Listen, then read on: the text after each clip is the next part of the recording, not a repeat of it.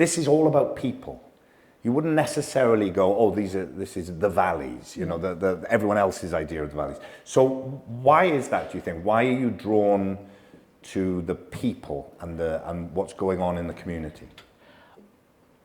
I think one of the problems with the valleys is that most of what we see comes from people that probably worked or went in some form of education in Newport or Cardiff, and their idea of the valleys is that where you could get on the bus that goes for 10 minutes north of Cardiff. You know, so it's a kind of, that view of the valleys is a very easy option. You know, in fact, I remember once saying to somebody, I'm sure there's little posts up there with signs on saying photo opportunity, and because they all seem to take the same picture. You know, when I came back to Wales to photograph and tried to discover what was meant by the word culture, when I came back, I never photographed in areas. In other words, I didn't photograph Anglesey or the Gower, or I would photograph particular things which I thought, mainly things I think amusing. So it happened that I heard that one of our establishments was going to do an exhibition on the valleys, and I stood next to my telephone and was waiting for the call to, what do you have on the valleys? And it never came. And I realized that I had been having some tensions with the museum, and that perhaps I wasn't going to be called.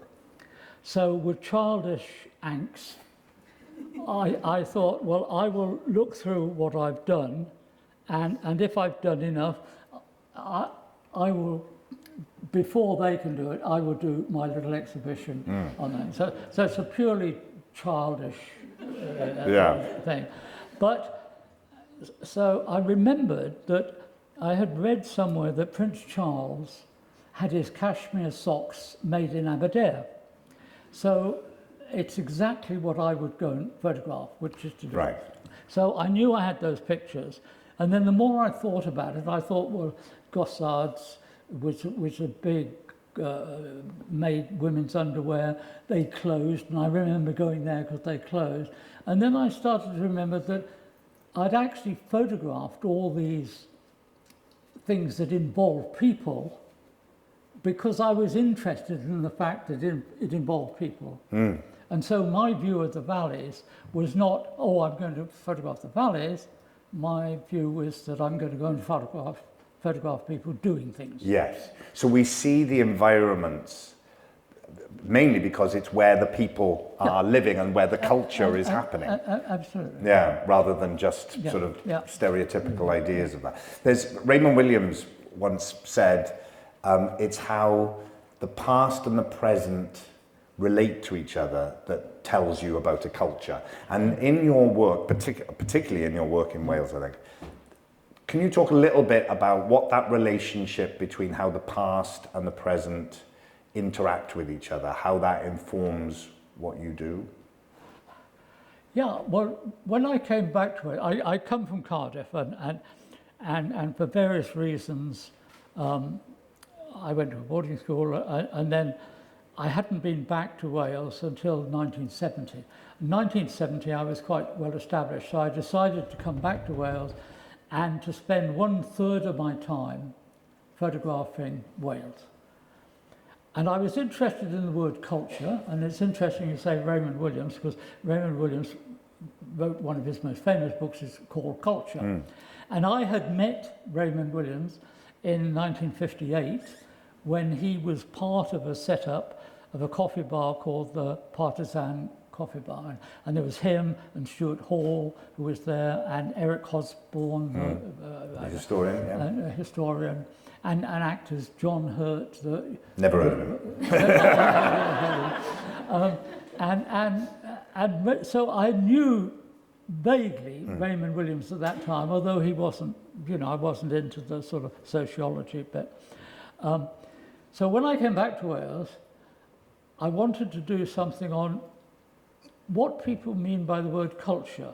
I heard so many people saying, oh, well, it's my culture, you see. And I'd say to them, well, what do you actually mean by culture? And then they get defensive. And it's very strange that they use these words, but if you ask a simple question, what do you actually mean by the word, they haven't a clue. You know. So I decided to find Raymond Williams and say, you know, what is the simplest thing about culture? And he was wonderful because he could talk so clearly and everything. And he basically said, for him, the basis of it is terrain and weather.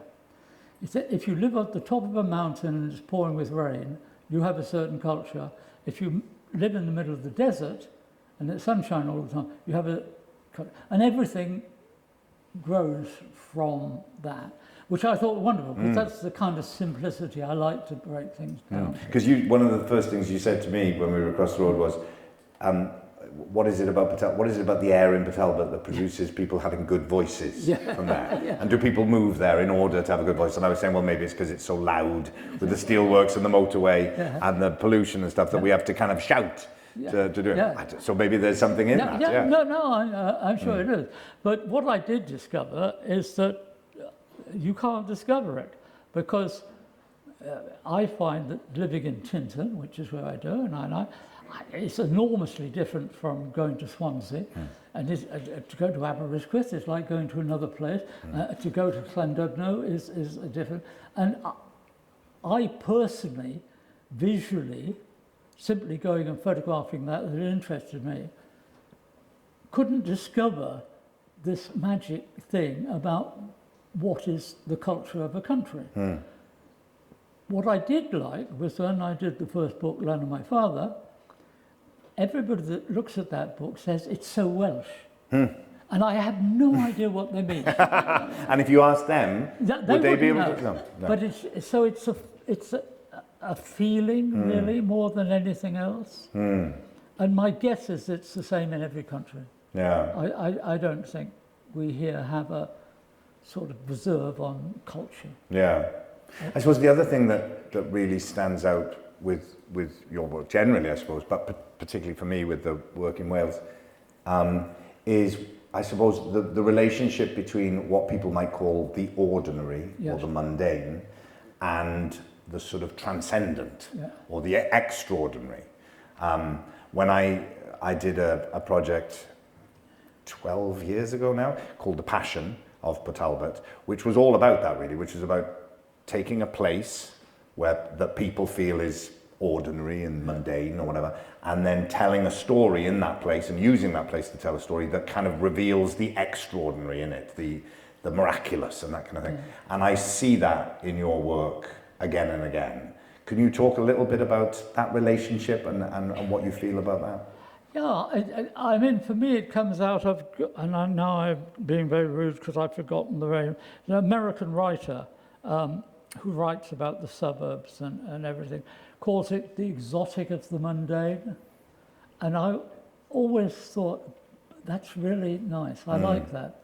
So I think that in a way, I mean, I start from the premise that I'm always photographing non-fiction. In other words, I don't in any way change a picture. It seems to me that's the essence of what photography does. It's why photography is very important in democracy. In other words, it's a way of saying, this is evidence. And I think it should be evidence and not in any way polluted evidence. But I'm only talking about a little area of photography, you know, that I happen to like. I'm not quite sure, I can't remember your question. But the relationship between the ordinary or the mundane and seeing the extraordinary in it that you bring out, I suppose, or you notice, witness. I think that to me is the essence of living in a country, is that for me visually, all I did was to wander around and photograph that I thought was significant. In other words, that I think in 50 years' time, and no other medium does this. Photography has this wonderful thing of in 50 years' time takes on a sociological thing, and 100 years' time takes on a historical thing, and so it's very useful, you know. And I love that idea.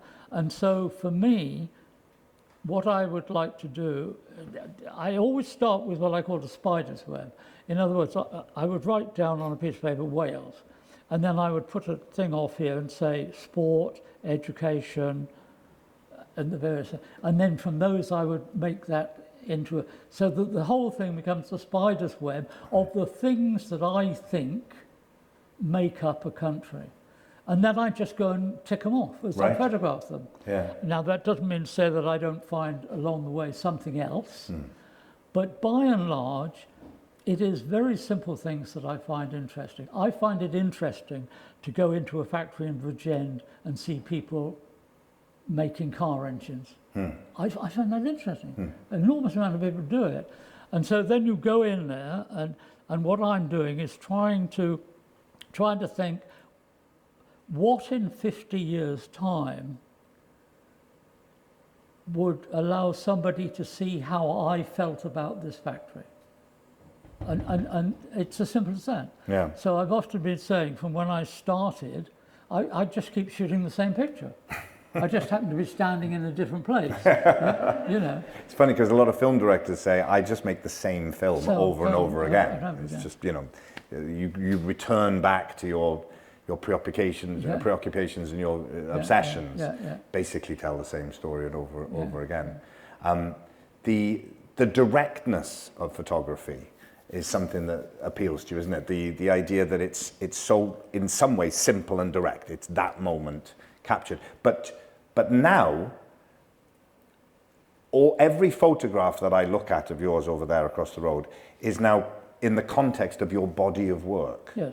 So there's both the individual photographs and how you relate to that as someone watching your work, but there's also, as time goes by, I suppose, a greater context for that work. So photographs become incredibly moving or meaningful in all kinds of ways that go beyond that individual picture. Is that something that has interested you as well, about the body of work as opposed to individual moments within it? I guess one sounds a little bit pompous, but if you know anything at all about music, one knows that Bach does not sound like Beethoven, does not sound like Mozart. If you know anything about painting, you know that Rembrandt doesn't look like Matisse. Matisse didn't sit down and say, oh, that guy Rembrandt painted like that, I'm going to do something different. And so when people do enough of something so that they get sort of muscle memory of, you know, how to put paint on or something, when they get rid of all that sort of technical mumbo jumbo, it seems to me that with certain people, they begin to show themselves. And so it seems to me that when you look at a Rembrandt painting, they are in a way part of the personality of Rembrandt. Very few people are given that enormous gift to be able to do it. You see it obviously in acting, you go back to the history and you see certain people that were just extraordinary above everything. And my feeling is that it's like a ladder. There's some people at the top of that ladder, and Shakespeare's up there and Beethoven, and we're not going to get there. But it's fun getting on the bottom run and trying to get there. Right. And so for me, you know, is there any purpose of being here on this world? I have no idea. I don't have any religious thing in my body, so I don't believe in an afterlife. So I have to invent something for myself. And what I say to myself is, I'm one of these lucky people that when I conk it, I can leave something behind. I better do it as well as I can. It's as simple as that. Well, for someone who says, you know, you don't believe in an afterlife, everything you talk about, in a way, about wanting to photograph something that won't be here for forever, all your work is your afterlife. Well, I hope so. Go on. And that's why I'm very precious about it being accurate and it being non-fiction, and that I don't manipulate anything. I want people to say, that's what to him it looked like. I'm not trying to make big comments, maybe in a subtle sort of way you make comments without knowing you're doing it. But basically photography is very simple. It's about standing in the right place and pressing the button at the right time. Yeah. Now you can have a debate about where the right place is, and the button, but it's as simple as that. And it's about a trace of light coming through a hole in the front of a box and making a trace on some recording thing at the back. But it's the same as footprints in the snow, and that's what's so lovely about it. Nothing else does that. Well, I suppose that's the thing about, I suppose that's what I'm getting at about the body of work idea, is that for the person who's taking the photographs, as you say, you're standing in the right place as you feel it at that moment, take it, pressing the button at the right time. But over a lifetime of work, as people are looking at that work and engaging with that work, you see that there is a pattern there. Yes. There's, certain themes emerge, and more than anything else, I think, generally speaking, at this point, looking back at your work, you see that it comes from a place of love. Yeah. I think, more than anything else. There's not a sense of the other when you take photographs of the valleys or whatever it might be. There's a sense of, there's no sense of making fun of or overly commenting on in a kind of sarcastic way or anything like that. It's absolutely respectful and democratic and loving. And that is something that you can get a strong sense of eventually. You might not necessarily get that early on looking at one exhibition or one, but slowly over time through the body of work, those sort of things come through. Would you recognize that? Well, I mean, somehow or another you have to go somewhere and be accepted so that they don't hit you. And it's the biggest difficulty of being a photographer is the access thing. And it seems to me that it helps if you're polite, and it helps if you smile a lot, and it helps if you like people. Yeah. So other people pick up on that. So I find the access is sometimes a problem if you don't have a magazine or something helping you. But just being a reasonable human being, I find other human beings pick up on that. So I never had problems in that. And then what you choose to that moment, you say where you're standing and when you choose to take that moment, those moments build up.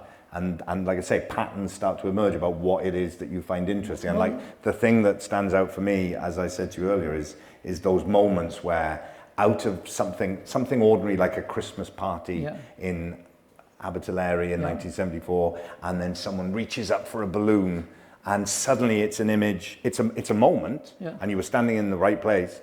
But out of a scene that could be an everyday scene, you could see it in anywhere.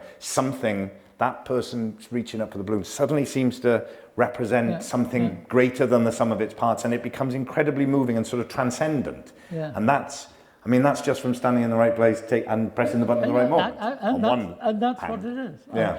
And what is lovely, I remember taking that picture.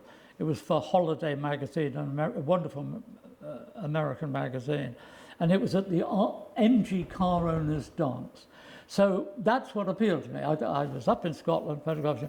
I read the local newspaper, which is what I tend to do, and I see MG car. The idea of all these people being at a ball or dance that drive little MGs. And then you go there and you see sort of characters. And I remember seeing this elderly gentleman, and he seemed jolly. And you wait, and then something happens. And I like that picture because at the age that I was, it was taken in '64, so I was 30.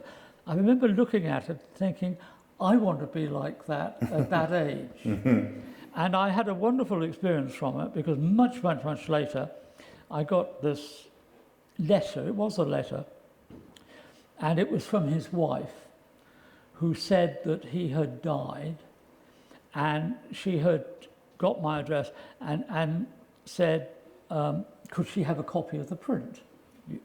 So I sent her a bill. And, so I gave her the print.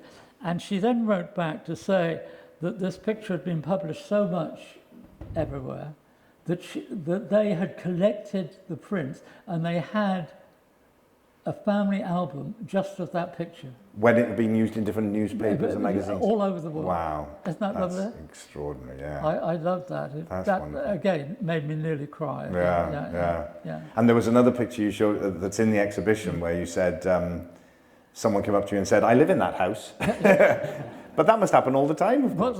And this just happened. There's a picture, my friend here, Brian, who helped with the catalogue, and one of the pictures is of a swimming pool. And we couldn't find out, I couldn't remember where it was or anything when it was taken. And then suddenly the guy comes up and he says, oh, you've got the caption wrong in that picture. And I said, oh, good. Do you know where it is? He said, yes, because I built the houses in the background. And then his wife was there and she was pointing out the houses in the background of the photograph that various friends lived in. And just talking about, And isn't that wonderful? And then there was another man there today, who worked in the steelworks there. And he was, pointing out with all this. And I find that lovely, so lovely. When I did the Passion that I was talking about in Port Talbot, there was one section of it where we did, it was a theatrical performance that took place over 72 hours, non-stop for 72 hours in Port Talbot, and took place all over the town, and people from the town were involved in it. And there was one section that we did where the motorway, the M4 flyover there's a street called Llewellyn Street, and that street used to have houses on either side, and the houses on one side were all knocked down to make way for the big columns that hold up the flyover, So we did a section which was all about the ghosts of the people who lived in those houses. And we used poetry and various stories that I'd collected. And then we had people emerging out of the columns and telling their stories. And there were thousands of people just standing in the street watching this happen. And when that section finished and everyone moved on, there were people just stood in the street who had lived in those houses. And they said, and they hadn't realized that their stories were going to be told. And they hadn't met each other for years and years. And they were just standing there saying, oh my God, I haven't seen you for so long. And I remember Mrs. Roberts in number 23, all that. And it was extraordinary to have that interaction between the sort of art that you've created and the reality. And it does work. The number of times you meet people that have just heard one piece of music or seen one picture or something, and it changed their lives. And it does happen. Well, because your life was changed by a photograph, wasn't it? It's a 2-minute story, so... We've got 2 minutes. We've got 2 minutes. Anyway, but basically I'm extremely dyslexic. And at the time when I was at school, that meant you were thick. There was no such word. And I actually wanted to be a vet, but to get into university at that time, which was only about 7%, I think, of the population got into university, to be a vet, you had to have Latin as your main subject, which I didn't have. So I actually left school and went straight into the army, which you did at that time, national service, 18 months. And because I was very good at sports, I ended up at Sandhurst, where the head of Sandhurst was the English Rugby International, etc., etc., etc. Anyway, I'd been there for a year, and I'd never shot a picture in my life, a photograph in my life, never thought about photography. And I was in the officers' mess there, and looking at picture posts, and I suddenly started to cry. And crying is not something you normally do in the officers' mess at Sandhurst. And the reason I cried was that I was looking at a picture, and it was a picture of a Russian army officer buying his wife a hat in a department store. During the Second World War, my dad had gone off and was in Africa and God knows what, and I never saw him. So I never saw him till he came back after the war. And the first thing that he did when he came back was to take my mum with me in tow to Howells in Cardiff and bought her a hat. And so the connection between this Russian army officer and thing, I suddenly realized that isn't it extraordinary that photography can create such emotion? But also, isn't it extraordinary that I believed the photograph more than the stuff I was getting? Because you were being told that the Russians were terrible. Their children, basically.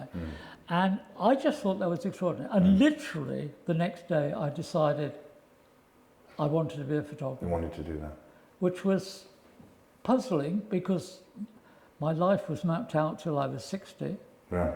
And it was puzzling because I knew nobody in photography or had never shot a picture But before. it had such an impact on you. It had such an impact on me. And I decided so I left the army, which I could do for various reasons. And I went to Howells in Cardiff, not Howells in Cardiff, Harrods in London. And I sold shirts. And I began to learn to take pictures by going to coffee bars and shooting pictures. And it was there that I learnt very quickly that there's two groups of people. One are the doers and one are the talkers. And they tend to, I mean, I'm sure you find it enormously, that the doers tend to attract other doers. And talkers attract other talkers. And they never do anything. They talk a lot, but they don't actually do anything. And it was wonderful there because, I met all these people, one of whom was Michael Foote, who was at that time writing for Tribune. He became an editor later, and then later became a politician. And it was basically through friendship with him that I went to Hungary when I was 22. It was through his knowledge, obviously, of those. But there were other people. I met Ken Russell there, who was a ballet dancer at that time. Can you imagine Ken, big Ken, ballet dancer? And Julie Christie was still at school, and Colin Wilson was writing The Outsider in the sleeping bag on Hampstead. It must have been a very exciting time. It was a wonderful time. A lot of energy there. Enormous energy if you were in that set. My guess is that if you were outside the set, you didn't understand it was happening. You seem to have been in the right place. You talk about taking a photograph, about standing in the right place, but you seem to have been in a lot of the right places in all kinds of ways. That period of time in the sort of coffee bars of London. But then you seem to have been at the absolute centre of swing 60s London as well. Very much so, but I've been trying to put together a talk about luck. Not only, the important thing about luck is we all have luck, but the important thing is when you grab it, when you understand what is an important bit of luck. And I'm fascinated by that grabbing of that luck, whether that relates to things that happened to you when you were very young, whether something happened, you saw something which is at the back of your mind, so that when that bit of luck comes up, you discard a lot of lucky things, but you grab certain things. And so I often think about, being at Sandhurst. If I hadn't picked up that copy of Picture Post until 20 years ago, I would have still been in the army. And I would have enjoyed it. I enjoyed the experience. And I suppose the other theory would be, well, maybe it wouldn't have been that picture, but maybe you would have seen another picture. I might. Because if there was something in you that was, if you believe in destiny, if your destiny was to become a photographer, then maybe it would have been a different picture. Absolutely. And within my life, I've had about 5 of those moments that I look back on and think, God, that was extraordinary that happened. That moment changed my life. Well, to be in Budapest in 56, as you said, it was Michael Foote's suggestion to go there, but you had to kind of go, oh, that sounds interesting, I'll be there. I mean, Paul Newman famously said, the harder I work, the luckier I get.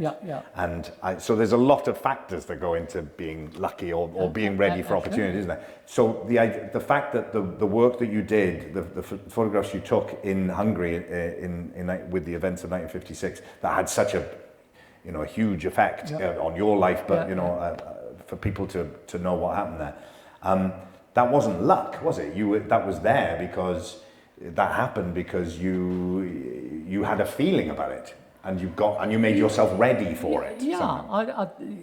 I was young, and I didn't realise that you ought to have an American Express card or something to go there. I just went,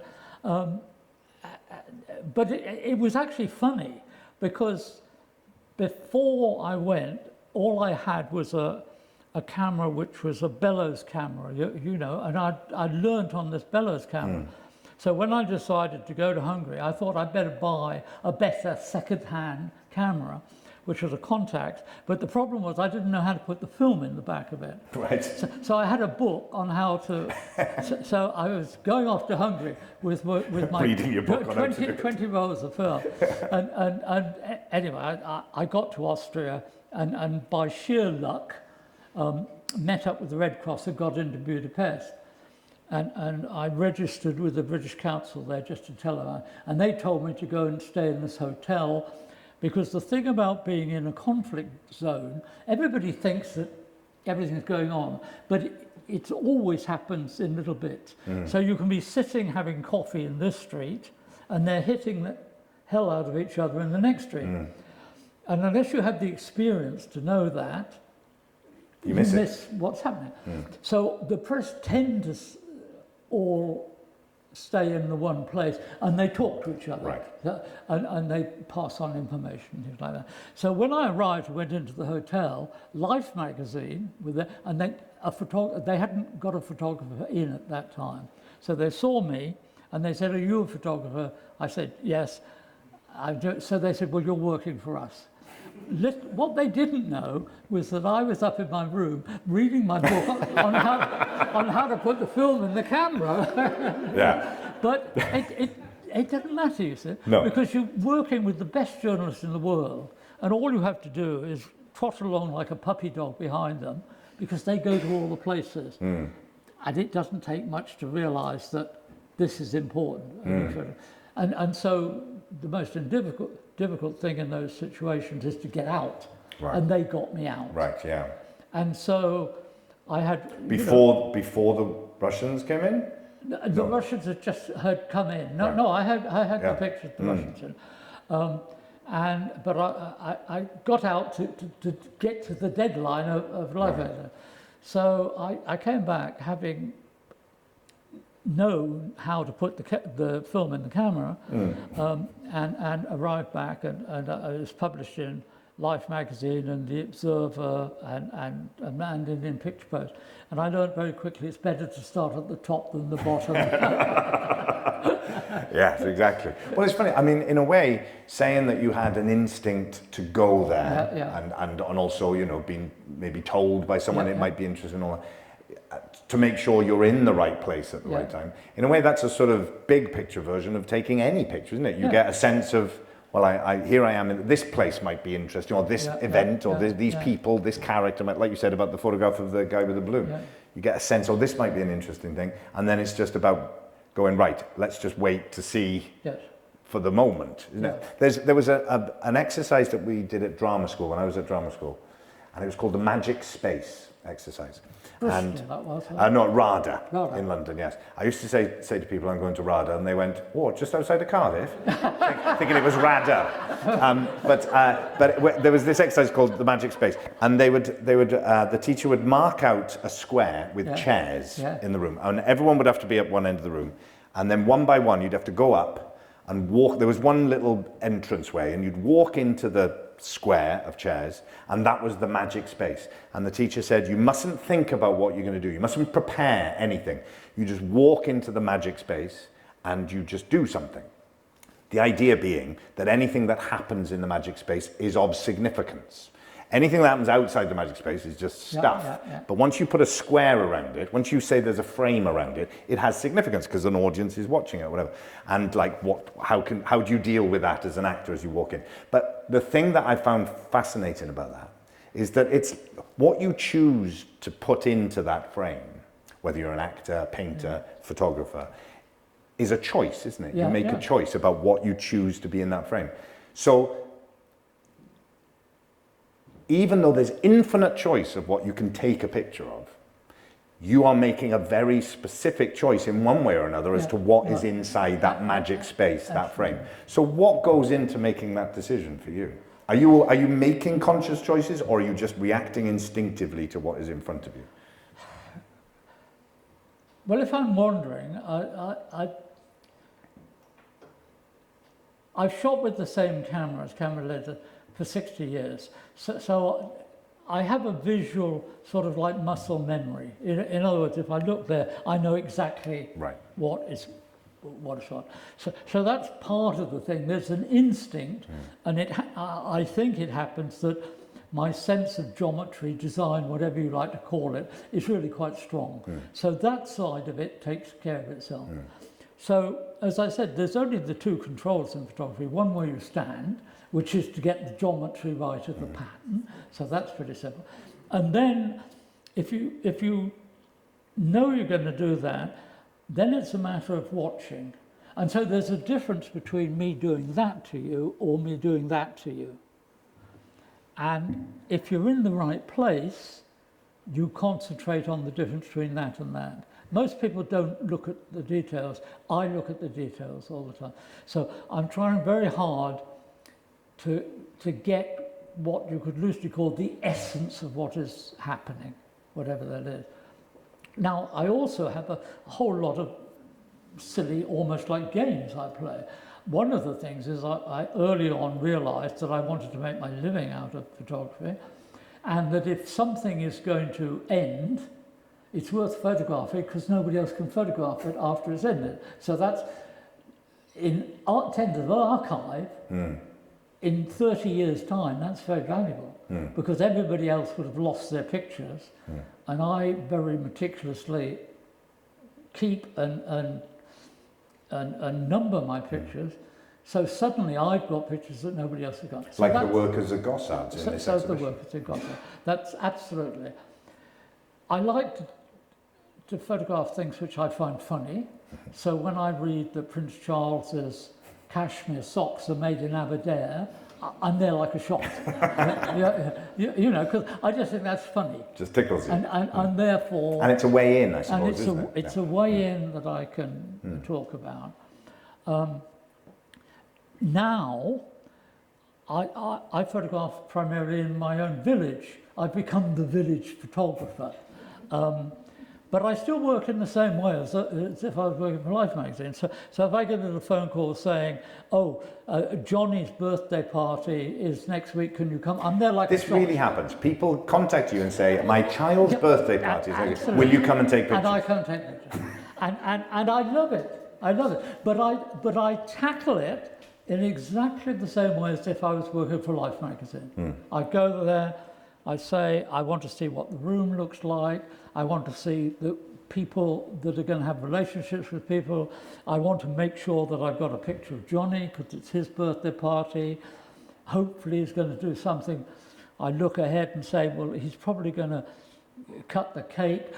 Where do I have to get to so that... So all that is done exactly as though I'm working, but I just love it in the village. I mean, it's lovely. I've been photographing in the village, and I enjoy doing it immensely. You know, so I've photographed more baptisms and weddings and.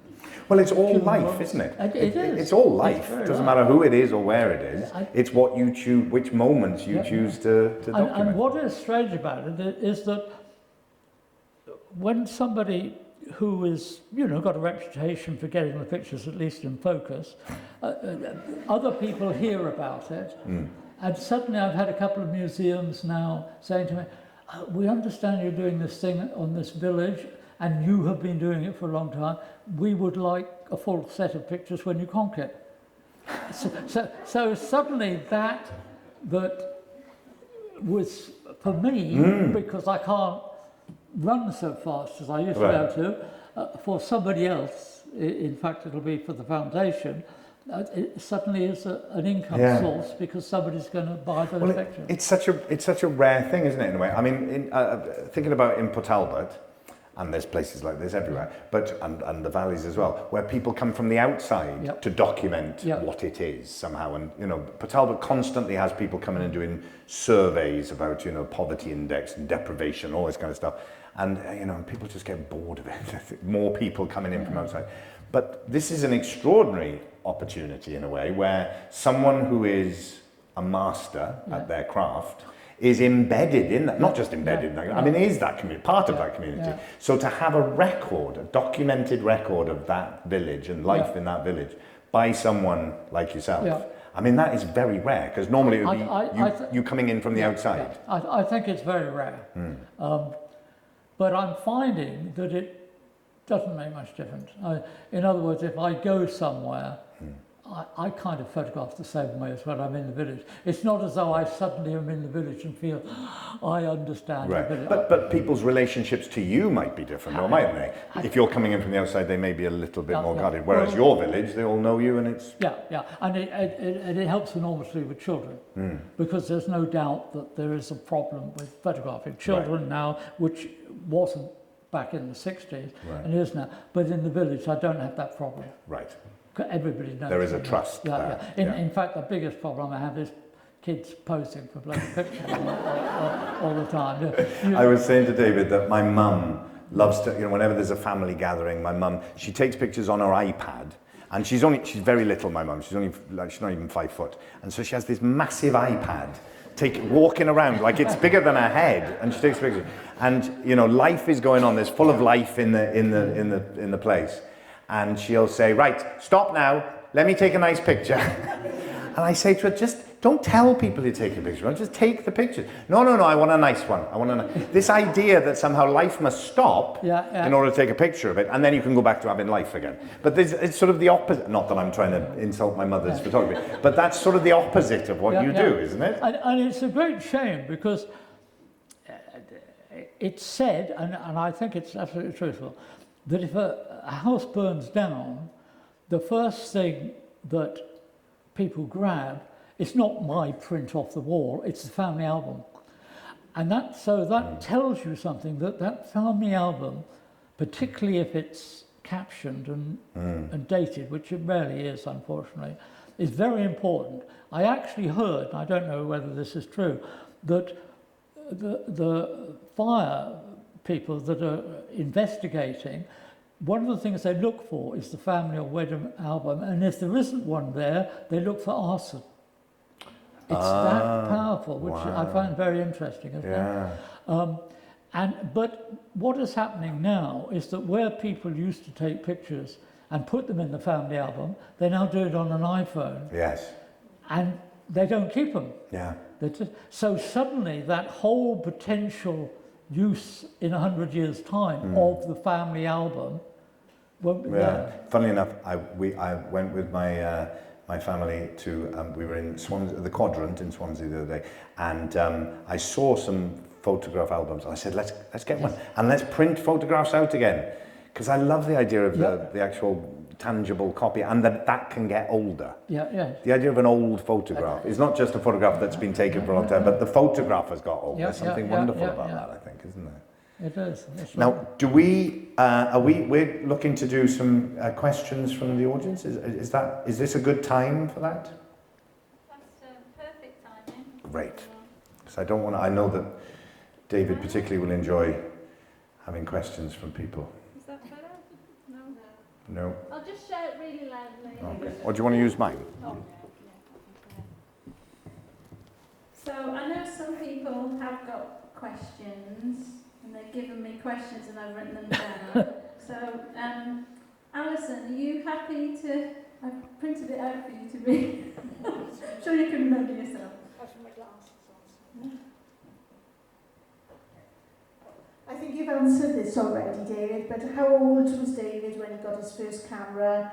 What was it, and have you still got it? How old were you when you got your first camera? 21. What was it? It was a Kodak folding retina bellows camera. And do you still have it? Yes. And do you still use it? No.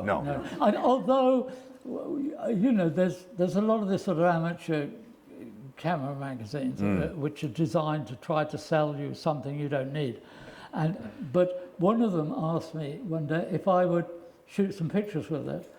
And so I did, and what was remarkable was that I shot some pictures. I had Leicas at that time. I shot on Leicas, and you couldn't tell the difference. Really? Between them. The quality of the quality of the lenses was so extraordinary from that time. There wasn't a scrap of difference. So you could either pay 30 quid second hand now or 7,000 quid for a Leica, and you got the same result. Wow, yeah. That's amazing. It did surprise me, to be honest.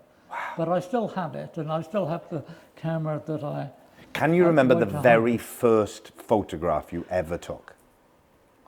I more or less can, in that I was obviously at Sandhurst, and I'd bought my Bellows camera, and I shot some pictures of which I can't remember. But I was in the Army Athletics team. We went to Belgium, and I shot some pictures of 4 people playing dominoes around the table. And for some bizarre reason, I still have that picture. Really? Yeah, it's extraordinary, isn't it? I don't have the negative or anything, but I do actually have a print, and that's the earliest. That was 1955. Wow. And was that a photograph that when you saw it, you thought, for whatever reason, you thought I like that. That's good.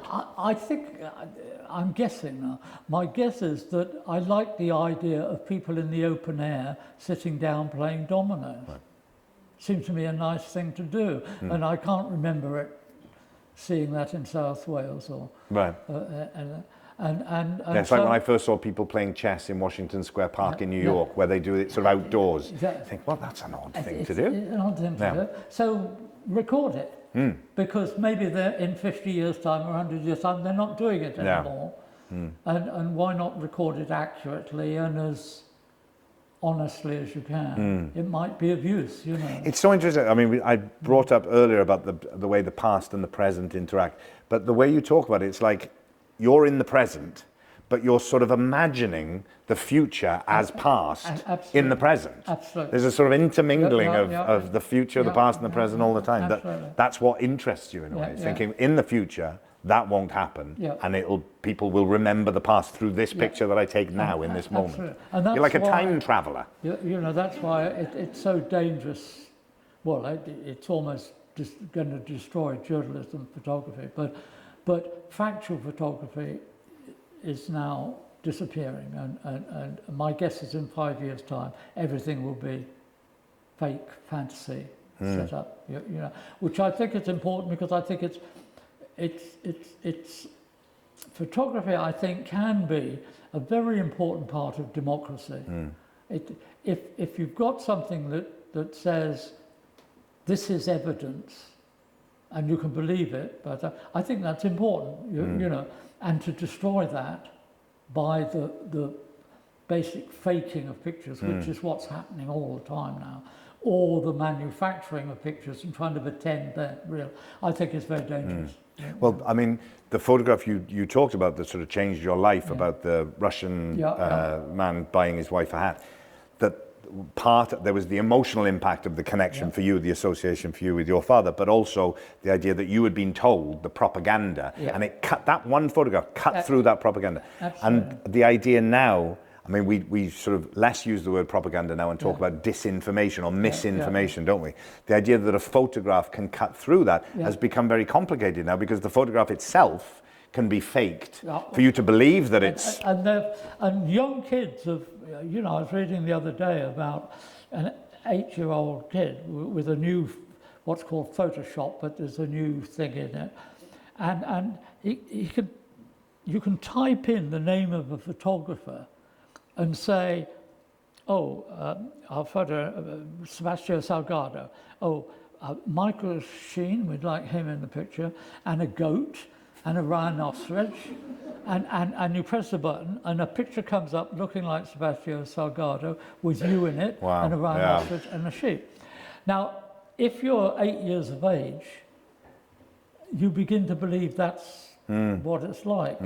So that's ingrained. So no longer, when that person sees something which is saying this is evidence. They just don't believe it. They believe it's manufactured. Yeah. And at that point, it seems to me that one little part of democracy is totally gone. Yeah. You know, which I think is staggeringly important. Yeah. In fact. Well, with the rise of AI, which is going to be the next big revolution, that sort of thing is going to become more and more sophisticated, isn't it? Which is, I mean, sidebar, but that's why there's a writers and actors strike going on in America at the moment, because it's around regulating. And rightly so. Yeah, yeah. Rightly so. What was the next question? Yeah, I've got another question from David Main. Hello. Wales has been viewed photographically in the past through the lens of industry, etc. How might the next generation of photographers reflect a more post-industrial Wales? Sorry. That's a very good question. So Wales has been photographed, you know, a lot in the past through the lens of its industrial history, or through industry, the lens of industry.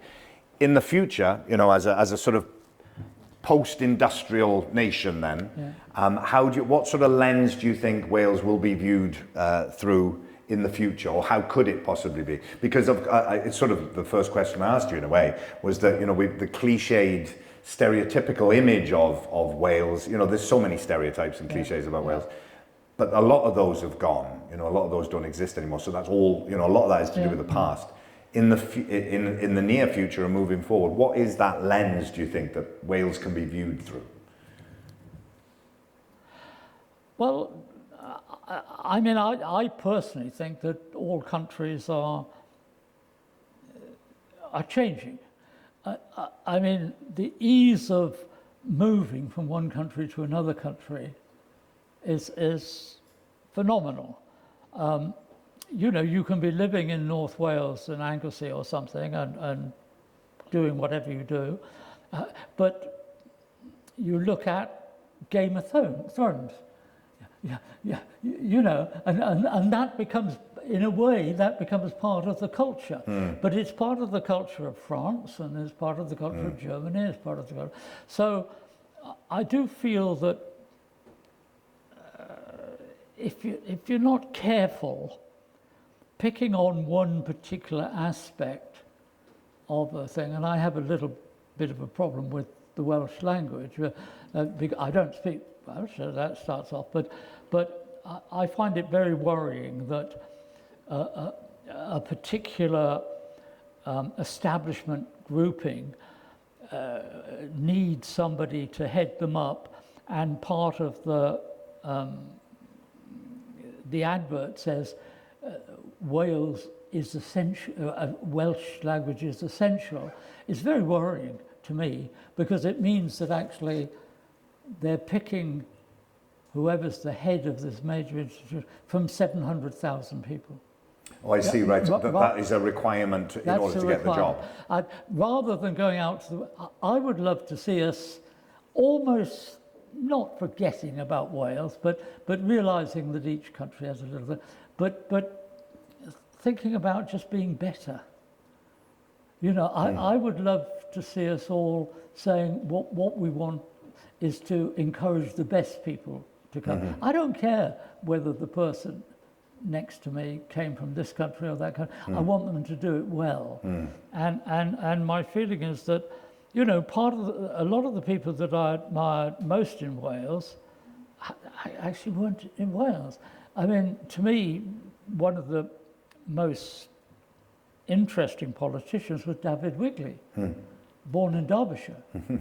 You know, the writers, who do I think are the best writers? Well, Jan Morris is pretty good, born in Devon. Alexander Cordell probably laid down more of this fantasy Wales than any other person, wrote 30 books about Wales altogether, born in Sri Lanka.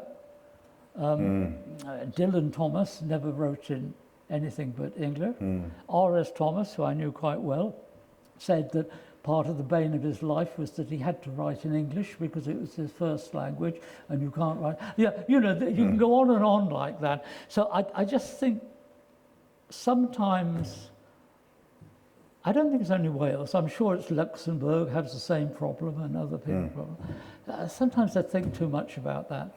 You know, I would just love people just to get on and hope that the next person is a decent person wherever they come from, and is doing what they do as well as they possibly can. What made you return to Wales in the 70s? What was it that drew you back to Wales? Well, I was living in London, which was very expensive.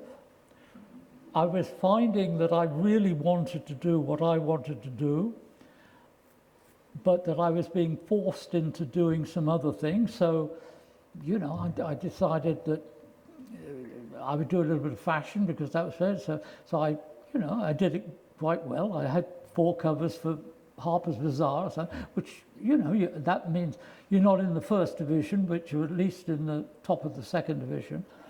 So I was doing a lot of those things. I worked on a lot of films, you know, the Bond films, the Beatles, and did all that stuff. And it was all fun, but it didn't really satisfy me very much. But I couldn't not do it because I couldn't live in London to do what I wanted to do without doing this. And I suddenly decided I'll go down to Wales for a year, back home, and see if I can function from there. I had enormous luck, this luck thing. There was a wonderful guy at the Welsh Arts Council, pity he's not there now, but called Peter Jones and Isabel Hitchman, and somehow they heard that I was coming back and knew me, and so they said, would you spend your year photographing in Wales while you do, and we'll give you a little bit. They gave me £600. And although, you know, for me it was a minor amount of money, the fact that somebody wanted you was lovely. It was like doing it for nothing. And when I got here, I realized I could function. And I could function enough that I literally said to myself, I'm going to spend 40% of my time photographing just in Wales, and I would try to earn money for the other 60%. What is very bizarre is that I actually ultimately probably made more money out of the photographing just what I wanted to do in Wales. So the idea was, the photography I'll do in Wales, I'll do for my soul kind of thing, and I'll get paid for the other stuff. But actually, the way it worked out was that it was that for... It's through what's called archive. Yeah. So I make, most of my income now comes from pictures that I took early on. So the Welsh pictures, it's the 70s and the... Because it's gone, because I photographed the mines, and I photographed the slate, and I photographed the last of the steelmen, and nobody can do that anymore. And so I suddenly find that, you know, it adds up. You know, I look at my statement from Magnum, and I see this little thing, God, I've just been paid 50 quid. But when you get paid 200 of that in a month, you suddenly realise that 250 quids add up. And they all come from pictures of steel, pictures of coal, pictures of things. Well, you said in the photographs at the gallery there, people were given little hearts to put on the photographs that they liked the most, weren't they? And you were saying that the ones that seem to get the most hearts tend to be ones of the miners and the mines and things that have gone. Absolutely, absolutely. So people have a strong pull towards that. So you're absolutely right. To be thinking about what is going to disappear and has not only been something that has kind of fed your creativity, but it's also literally fed you. Totally, absolutely, kept me alive. I stopped dying from malnutrition, and I had no idea it was going to happen. So, but that was a conscious decision to go from, I mean, being at the kind of epicenter of a lot of what was going on in London, being, you know, I mean, at the kind of height of, you know, I mean, you say not first division, but nevertheless, you were doing top stuff. But it was, a voice was saying, this is not really what I want to be doing. That's not me. Did you find, and then when you made the decision to come back to Wales and work, did you immediately think, oh no, this is me? Or did it take a while to find that? Almost immediate. I just came back and started to go around, and I thought, this is what I want to do. Right, and it was very different to what you'd been doing. Well, it wasn't, in that I had spent quite a lot of my time in London doing similar things. For example, I always, going back to this thing about access, access is always a problem if you're not working for a magazine. So what I used to do, I never took assignments because I was always afraid I was going to get bored doing them. So I would always work on my own ideas and then say to a magazine, I've done this, would you like to buy it? I see. And so one of the things I would do is I made an arrangement with Vogue magazine was one of them. And I would say to them, I'm going to go and photograph this. Will you let me use your name to get in? Right. And if you want the pictures, then you can buy the pictures afterwards. So that was a way of getting access. And I did a whole lot of things like that. And I would go and photograph things like Hammersmith Palais at that time, was the big picking up place, you know. And so you'd go there, there'd be 1,000 people dancing to Joe Loss, and all these people desperately trying to find partners, you know. And I could see, you know, you see the girls together. Obviously, girls when they dress up to go to a party tend to dress up for each other. I don't think they're dressing up for blokes. They're dressing up for each other. And you'd see them sitting together, but you could see that look on their face of desperately waiting for somebody to come and ask them to dance, you know. And then you'd see the blokes standing around trying to pretend they're very macho. And I just loved that. And I loved photographing all that. And so I would do those as little stories. And then I discovered that over a 60-year period, every single one of those would somewhere in the world. Yeah. So well, there's. I mean, it's interesting you talk about that because you think about that, the Hammersmith Palais, the way you describe it, and at the time when you were taking those pictures, you were interested in the drama or the story, the life that was going on. But of course, as you said, now it sounds like a different world. That's a world that has disappeared completely. So now the power of those photographs is not only the drama of what's going on in the moment, but then this sense of the veil being lifted on a world that has disappeared. Yeah. But things still do happen, you see. I mean, there was a little magazine called Nursing Times. And I learned the Nursing Times is pretty serious. It's about nurses and what they do. And I realized that there was that type of magazine in many countries around the world. So one of the things I always do if I go to another country, I don't do it so much now because I don't travel, is to go to a hospital and find out if they have an interesting nurse. Now, I'd spent a lot of time in Arizona, and last time I went to Arizona, I went back to St. Joseph's Hospital, which I'd done a big story for Life magazine. And I saw the doctors there, and I said, do you have any interesting nurses? And they said, oh, we have a nurse who's member of the Phoenix Outlaws motorbike gang. So I mean, how can that How can you resist? How can you resist? Yes. So you go to their club room and there she is in all her stuff. You go out with them on the bikes and they're going on a thing. And then you come back to the hospital and you have her changing from Chicago into the nurse. And then you have her with a preemie baby. Yeah. How can you? Brilliant. It's brilliant. And then you find that then publishes for 15 countries around the world in Nursing Times. That's the way I work. That's genius. That is genius. I get the sense that we may be winding up. Sorry, I'm going to interrupt. And I'm sorry about the mic, it's my fault. I don't know what I'm doing. Yeah, there we go. Oh, thanks. Thanks. Well, just a huge thank you to both of you. I think we could stay here for another bit, couldn't we? But yeah, the bar is open. So thank you, Michael and David. Pleasure. Thank you, Michael. Pleasure. I really enjoyed it.